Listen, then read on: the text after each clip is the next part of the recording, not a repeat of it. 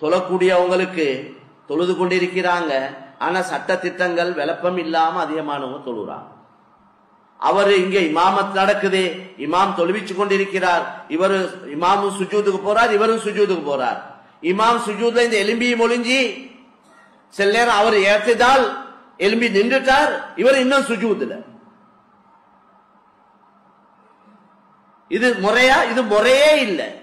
நீங்க சுன்னத்தான தொழுகைய தனிய தொழக்கொல விடிய விடிய சுஜூதுல இருந்தாலும் பிரச்சனை இல்லை. அது நீங்க தனிய தொழுறீங்க, உங்களோட இஷ்டம். இமாம் தொழக்கூடிய நேரத்துல ருக்கு செய்த உடனே ருக்கு செய்யணும்.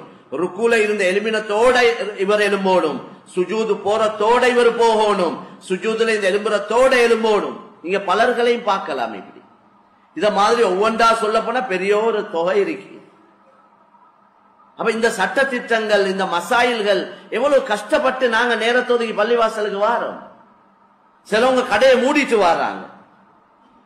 அப்ப இவ்வளவு கஷ்டப்பட்டு நேரத்தோதுக்கு கடையை லாபத்தை வியாபாரத்தையும் பார்க்காம வந்து ஒரு டைம் ஒன்று போகுதே பள்ளிக்கு வந்து இமாஞ்சமாத்தோட தொழுதுட்டு போறதுக்கு, அல்லது யாராவது தனியா தொழுதாலும் அதுக்கும் ஒரு டைம் ஒன்று போகுதே.